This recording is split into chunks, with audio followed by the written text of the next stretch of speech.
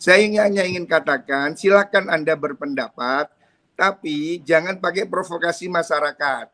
Nggak usah lah pakai ante ini, ante itu. Apa maunya? Udah Anda bilang ini pendapat saya begini, begitu, silakan, saya juga nggak masalah kok. Mungkin ya, tadi juga saya melihat ada kalimat persekusi. Ya. Nggak ada Habib dipersekusi, yang ada kiai-kiai kita dipersekusi dari zaman dulu oleh orang-orang yang mengaku turun Nabi yang tidak terverifikasi. Ulama-ulama kita, kiai-kiai kita itu ada yang bernasab kepada Wali Songo.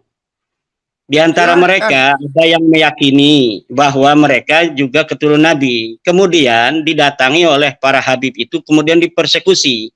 Dan sebagian mereka ada yang dipukuli. Itu yang terjadi di tengah masyarakat. Tidak pernah ada kiai-kiai kita yang penuh dengan kearifan, kebijaksanaan, ilmu yang tinggi. Itu ada yang pernah mempermasalahkan orang-orang yang mengaku keturunan Nabi walaupun tidak terverifikasi kemudian dipersekusi.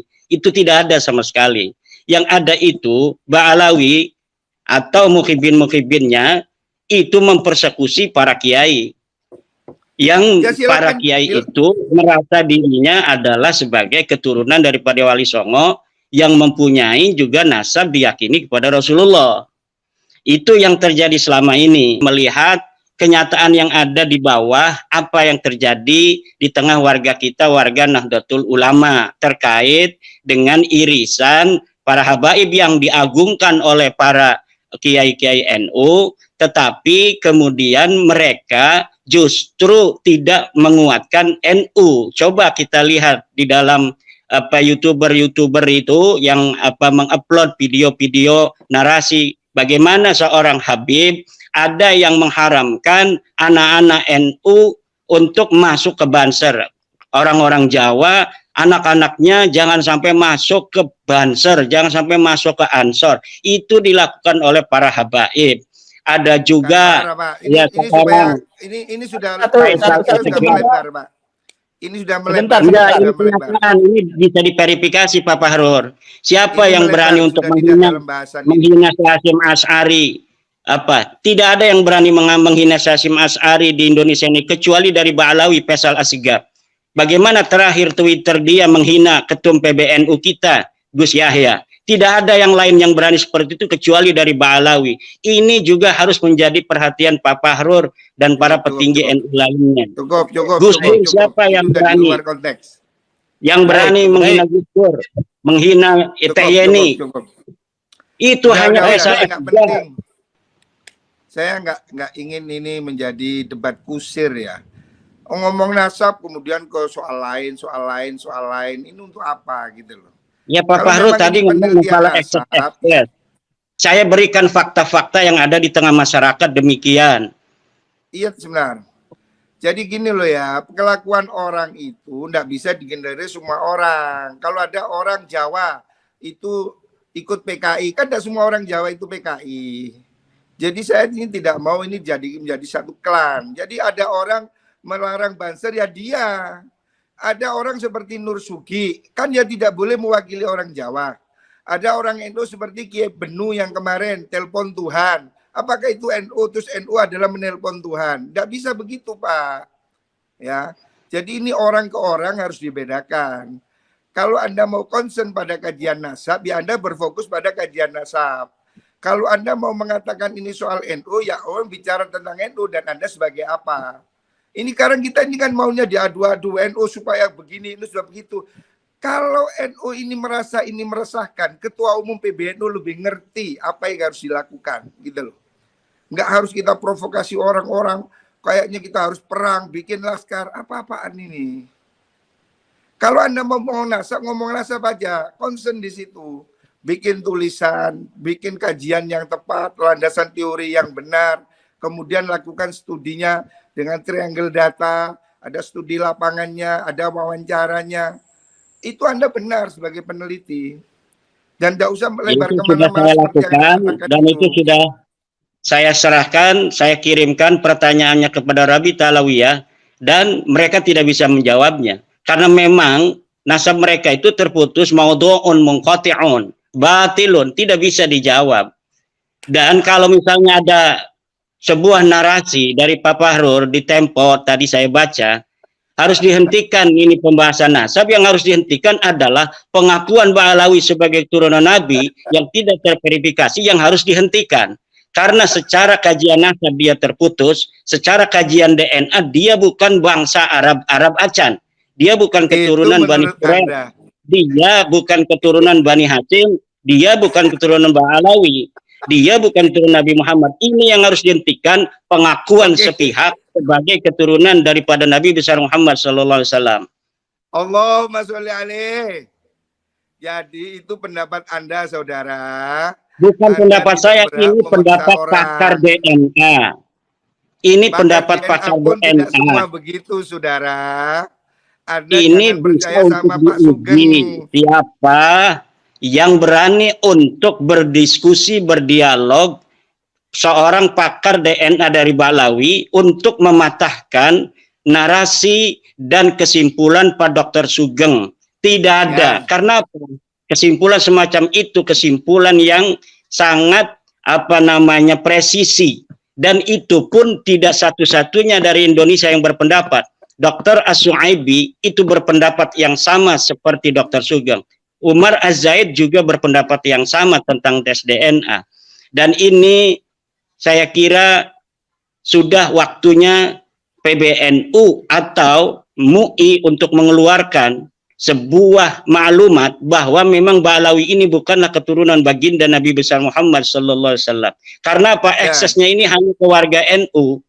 Kenapa kita ini setiap tulisan saya minta admin untuk kemudian menampilkan tulisan saya di RMI, karena RMI itu Rabita Mahid Islamiyah, persatuan ikatan pondok-pondok pesantren yang didawir-dawir oleh para kabid-kabid oknum itu adalah para kiai pesantren, dimintain uang 5 juta, 10 juta, 20 juta, bahkan ada yang 100 juta, itu kalangan pondok pesantren.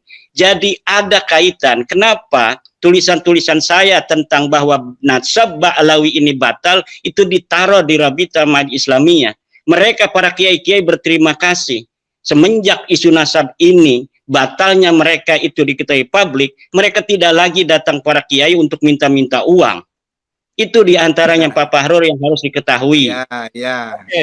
Baik. Langsung mungkin Pak Fahrur bisa menanggapi bahwa tadi kan persoalan nasab itu terputus itu kan. Silakan Agus. Ya, jadi gini, nasab terputus itu menurut Pak Imad, kan sudah saya katakan bahwa Anda harus menyediakan ruang untuk berbeda pendapat, ya. Anda boleh mengatakan begitu, saya juga nggak ngelarang, tapi faktanya di dunia ini hanya Anda. Saya ini Pak, sudah ikut beberapa forum internasional, saya sudah ketemu mereka, dan mereka semua mengakui nasab itu. Orang yang saya temui mereka ya, ini juga apakah mereka punya otoritas di dalam masalah nasab? Ini yang harus kita jangan terlalu merasa rendah diri di hadapan bangsa-bangsa luar. Kalaulah harus seorang putra Indonesia yang menemukan batalnya nasab Ba'alawi, kenapa kita harus merasa rendah diri sebagai bangsa Indonesia yang besar? Kenapa harus orang Arab saja yang mengetahui sesuatu tentang hukum-hukum agama? Yang jelas itu dalilnya yang perlu diuji. Saya sudah kirim surat pada Syekh Mahdi Rajai dari Iran. Katanya dia pakar nasab. Katanya dia memberikan surat pengesahan pada Ba'alawi. Saya tantang Mahdi Rajai atau siapapun yang berpendapat yang sama dengan Mahdi Rajai bahwa nasab Ba'alawi ini sahih, saya tantang untuk berdiskusi dan membawa dalil-dalil kesahihan itu. Saya yakin mereka tidak akan bisa untuk membawakannya. Iya, cukup. Itu kan menurut Anda. Akan kasih kesempatan Gus Fahrur mungkin secara gamblang. Gus, silakan. Jadi gini loh Pak, kita ini bukan satu-satunya orang yang paling hebat di dunia Pak. Mohon maaf. Orang itu berilmu itu juga ada sanadnya, ada gurunya ya. Saya itu nggak tahu Pak Imad itu belajar nasab di mana, kok tiba-tiba merasa dirinya ahli nasab. Jadi saya juga nggak paham. Kalau Pak Kures itu ahli tafsir karena dia memang doktor tafsir. Gus Baha itu ahli fikih karena dia alumni Sarang yang memang spesialis fikih. Jadi kita ini mesti tahu diri lah Pak. Jangan kemudian seakan orang sak dunia bodoh, saya pintar sendiri. Ini yang harus dijauhi ya. Bahwa Anda berpendapat begitu saya tidak menafikan Pak. Tapi saya ingin katakan pada Anda bahwa Anda tidak sendirian di dunia ini.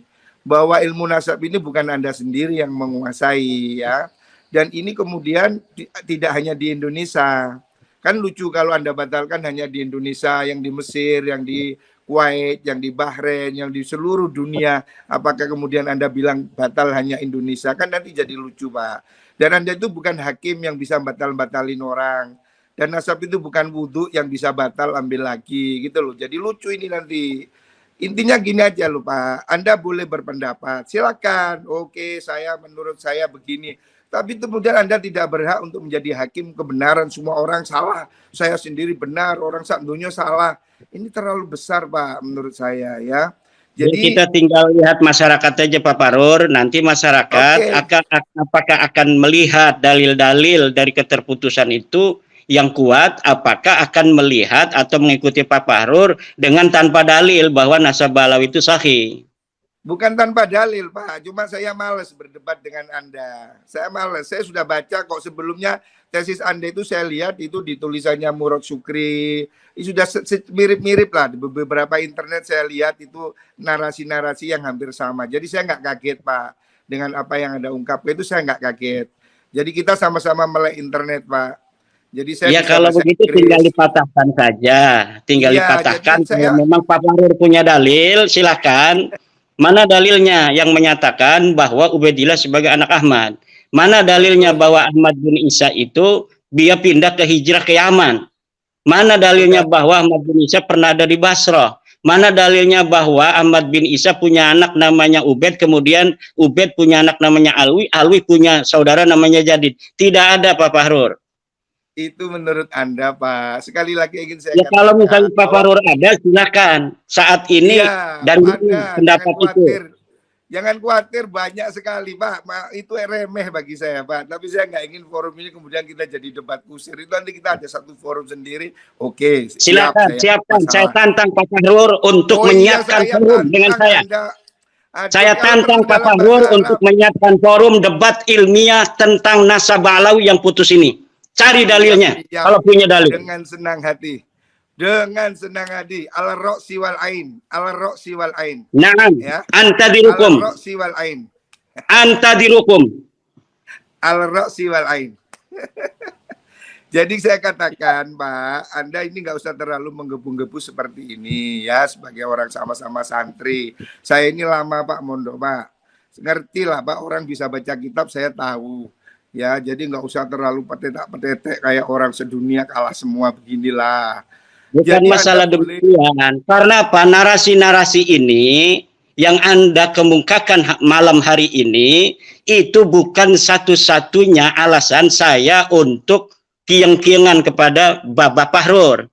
Banyak narasi-narasi yang telah Bapak Fahrur kembangkan di luar ketika saya tidak ada, yang kemudian membuat saya ingin sekali untuk berdebat dengan Pak Fahrur. Oh boleh, boleh.